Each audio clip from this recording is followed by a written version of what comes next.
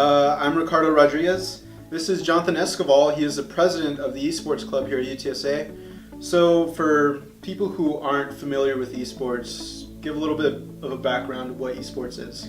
So essentially eSports is just kind of the idea of community gaming, right? I think a lot of people get eSports confused and think that when we're talking about eSports it means only the competitive thing, but it doesn't mean just competitive at all.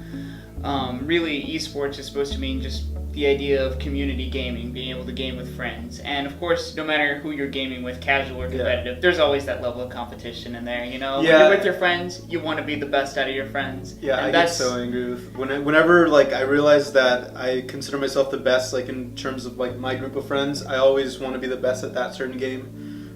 So what kind of games do you actually play in the eSports club? I mean, we host a lot of different games. We do Melee, we do League of Legends. We've done CSGO in the past. We've done Dota, that's popular now. Overwatch, of course, that's kind of hip right now. Yeah. Smash 4, Melee, gotta break it up.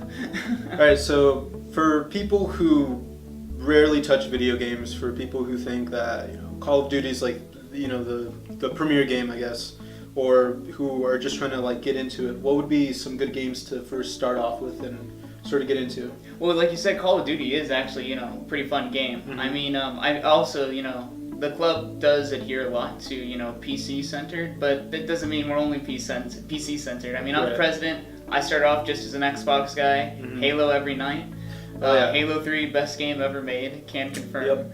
I just played through that not too long ago. Yeah, it's it still holds up, yeah.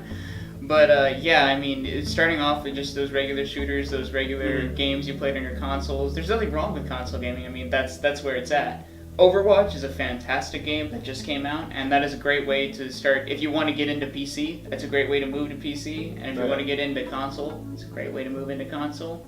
So, yeah. And do you guys have a good mix of both PC and console games? Because I imagine there's a lot of PC master race in any type of esports club, but obviously you want to have console gamers as well. This semester I can say that we actually are approaching a pretty even division between the PC master race and PlayStation, believe it or not. There's actually our own PSN community here for UTSA. Okay.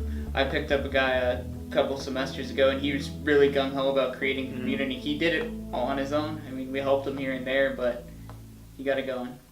Yeah, so how do you guys keep it civil? How do you, between the console gamers and the PC, how does that work out?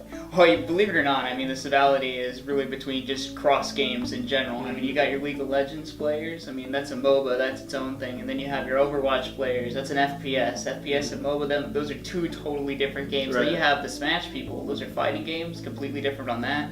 And there's different consoles. It's a struggle, but we do what we can, and usually we adhere to the people that are coming out, and I don't think anybody has come out to one of our events and really had a bad time, so I figure we're doing something right. Yeah, if you love video games, probably just esports in general is a good way to start. But I will say, so where do you stand on, is esports an actual sport? Where do you fall into that? So here's my whole view. A little bit about me. I was in band in high school, and they said marching band was a sport, right? Now I think that's super silly. When I think about sports, I think football, I think swimming, and I think all that stuff. But they said, no, marching band, that's a sport. Here's your letterman, goes through the whole sports thing, because it's a competition, right? Now, being in band, I was one of the best and whatever, and now when I look at competitive esports, the scene in competitive esports is so much bigger than what band was. So if we're calling competition is what it means to be a sport, esports certainly has that. I mean, these people train for days, weeks. They go live in a house, play nothing but games for weeks on end, and they have to train and get there. It is such a tough competition. And they have actual tryouts where they try different maneuvers and stuff like that. And I mean, these tournaments, the Dota 2 International this year gave away millions of dollars worth of prizing. I think, what was it, 5 million if I remember correctly, or higher this year to the winners. I mean, esports is certainly a competition. All of the theme is there, all of that is there. It's a sport. I mean, so it's got a good balance of both, having casual players, but also if you want to get competitive, there's definitely that avenue. And I want to kind of talk about that a little bit. What for who I've never been to an esports tournament, so what would I expect if I just went? Like, what's the culture like? What's the competition like? Because obviously, because you do have that competitive thing, but obviously it's not like an actual sporting event, so it's different. So kind of highlight some of those differences. I think the best way to go into that is it's a little hard to go into just one of our League of Legends tournaments. You could go into one of our custom nights and play along, and when you play in customs, everybody's friendly. But the best first tournament kind of feel that I can give you is for Smash. If you you're into Smash, you haven't really played at a competitive scene before, and you go out to one of our filthy casual nights on Fridays, or you go out to our. Why do you call it filthy casual? Oh, it's a popular gaming thing. Google it. I mean, all right, maybe not. I don't know. But anyway, might come up with some different searches. I mean, you come out, right, and you'll get stomped by somebody. But what happens is after they stomp you, they say, "Hey, let me teach you some things," and they'll go and they'll teach you how to wave dash. That's even worse, though. They'll teach you all the L canceling, and I mean, they'll sit there with you for hours and just play with you, just have a good time. And I mean, they'll play all sorts of fun characters. They'll just do fun things with you, and everybody's just so nice about it, and they're so ready and welcoming to like get new people interested into their games. So wow, that's crazy.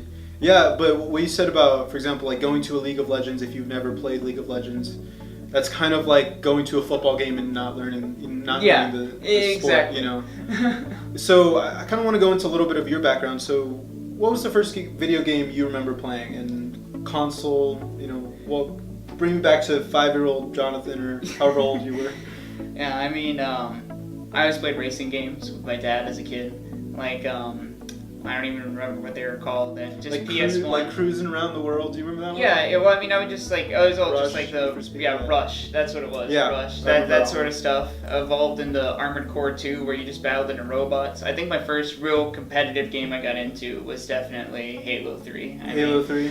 Like, I played games here and there, and played League and stuff, but it wasn't until I got like Halo 3 that I just really just went hard. And yeah, I think that was around the same time I got into it, because I remember I played Modern Warfare, Call of Duty Modern Warfare. I played that a lot. Played that on live, and then Halo 3 was like the first like multiplayer like live game that I got into, and I think it's something that if you've never played like a live multiplayer game, it's a community, and you get immersed into it, and you get you talk trash to each other, but like it's all in good fun, at least keeping it civil. But I mean, like for me, the best part of Halo 3 wasn't even necessarily a competition, but it's like when you go and you play these tournaments with people, then afterwards these guys are playing the games, right? These guys are like, hey, y'all want to do some custom games? Sure, y'all go hop on to Forge. Yeah. And then you're just like playing like soccer, but like with Halo characters, Griffball, or you're playing Arena, and people are showing off the maps that they made. And I mean, it's really fun. I mean, there's people that I meet that I've met in like Michigan, Missouri, all these states for some reason that I consider great friends of mine that I've never even seen or know what they look like. Right. But like I've played with them for hours, on end. And kind of talking about that, so when you meet people online and stuff like that, how's the relationship? How's the friendship? Is it sort of analogous to just hanging out? Like let's say you guys go grab a beer or something like that. Is it sort of analogous to that? Like, how's the friendship like? I mean, really it is. I think it all depends on, how involved you are with, like, your online communities. I got the first PC community I got involved in was called the Comrades. And we had, like, regular movie nights where we just all sit in and go, like, just watch a movie on our PCs together, and, we're all in the headset just laughing and talking about it. I mean, really, it's a lot of fun. Like, saying that out loud, it sounds pretty cringy, not gonna lie. But it's really good fun. I mean, it's the same as if you're sitting with your friends, going out and hanging out with each other, but it's all online. It's actually a lot of fun. It's something that I think you have to experience it to really understand it. Yeah.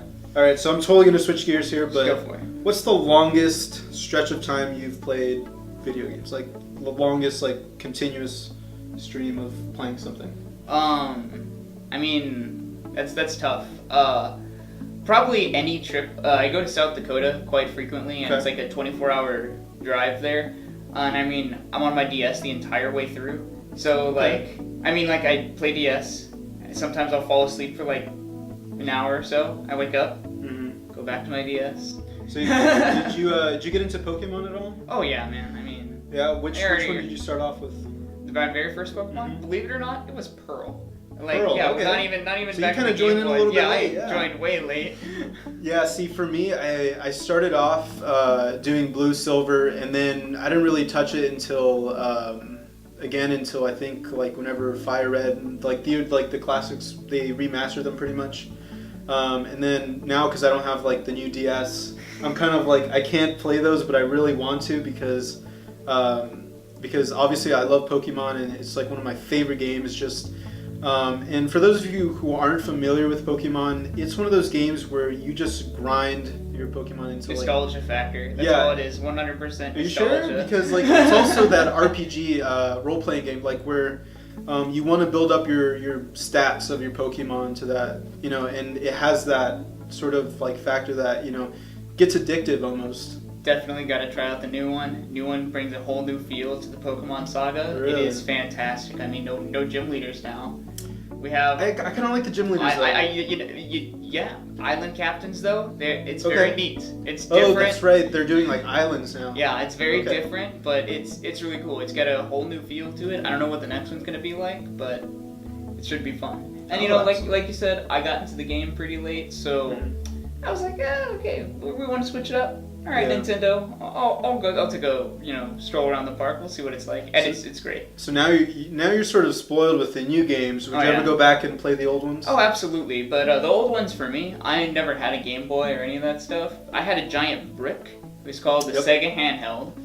And I remember, I tried to fit that in my pocket, but that thing wouldn't fit. I had to carry it around with me. I mean, it was like a brick. And I'd play that. Everybody else is playing on their little Game Boys. They're like, what's that? I'm like, ancient technology. Yeah. Like, I go back to Sonic and, that sort of thing. I still got my Sega Genesis. I mean... Yeah, that's actually how I first made any friends in 5th grade was I had the Game Boy SP, which is like, sort of like the PSP. I'd see someone else playing. He's like, "Hey, do you want to trade Pokemon?" And so I'd have the wire, and we'd connect it, and so we trade Pokemon and stuff like that.